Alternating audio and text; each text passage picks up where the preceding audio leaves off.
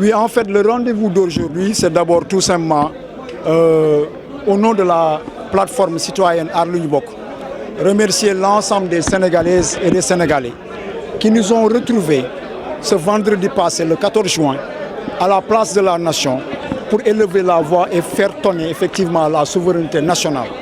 Aar Lu Ñu Bokk avait convoqué Sénégalaises et Sénégalais et a vu répondre, en tout cas toutes ces couches, et particulièrement les jeunes, à qui il était promis dans le futur, effectivement, les vertus de la gestion de ce pétrole et ce gaz.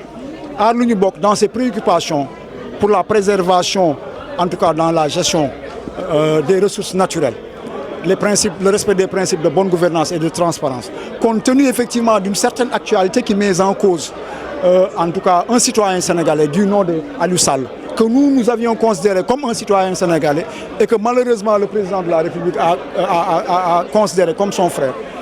Son collaborateur Franck Timis, le gouvernement sénégalais sur la signature de contrats, l'octroi de permis, signature de décrets portant effectivement sur le pétrole et le gaz.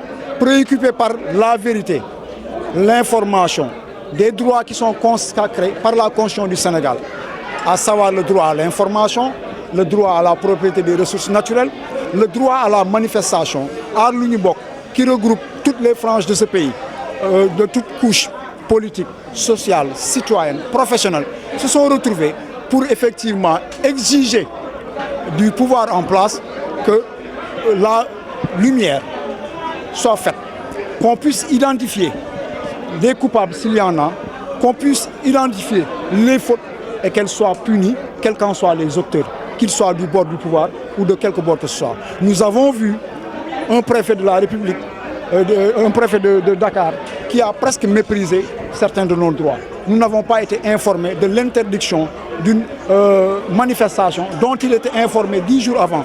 C'est à travers la presse, tard dans la nuit, que nous avons appris que le préfet a interdit une manifestation. Le lendemain, vers 9h, il nous a convoqués pour nous dire que hier, tard dans la soirée, je vous ai appelé. Nous lui disons tout simplement que nous allons donner corps et âme pour ce vendredi prochain, avec les mêmes Sénégalais qui ont commencé à se déployer sur l'ensemble du territoire national pour que la lumière soit faite effectivement sur cette affaire, sans pour autant, par principe, indexer personne.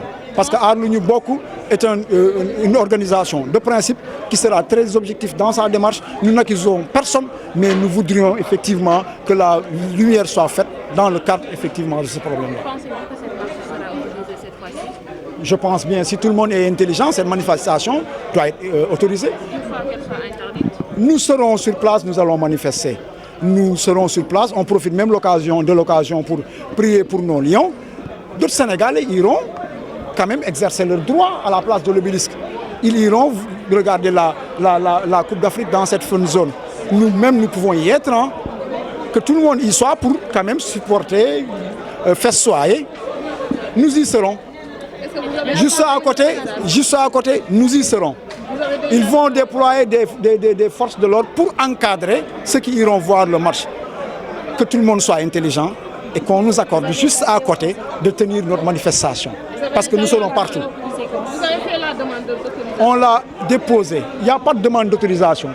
Il y a une lettre d'information à l'autorité pour qu'il prenne toutes ces dispositions avec les mêmes forces qu'elle avait déployées lors du vendredi prochain, du vendredi passé, pour que ce vendredi à venir, qu'il soit assez généreux, avec les mêmes forces, dans une parfaite intelligence, qu'il vienne encadrer notre activité pour qu'on puisse exercer nos droits à l'information, nos droits à la propriété des ressources, nos droits à la manifestation, parce que nous serons partout. Ce n'est pas intelligent quand même de troubler l'ordre public au niveau de ceux qui sont là que pour regarder le match. D'autres Sénégalais seront là.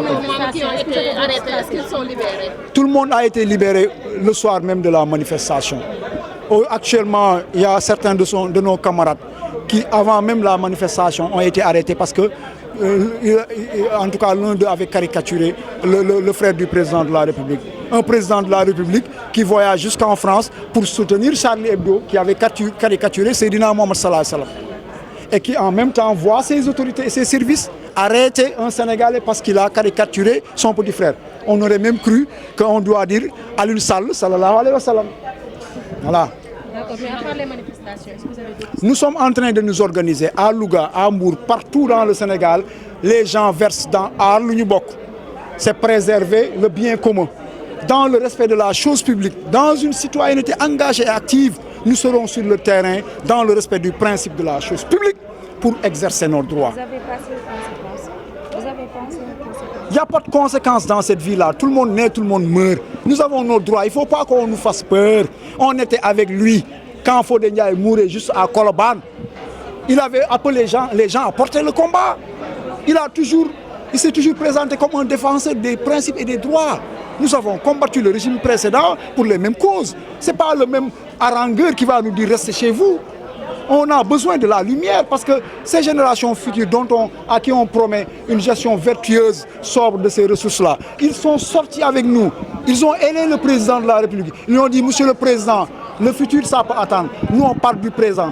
Il y a des talibés qui traînent dans la rue et qui pourraient être pris en charge. Il y a des abris provisoires qui sont là, qui pourraient être transformés. Il y a les problématiques de santé, la prise en charge financière.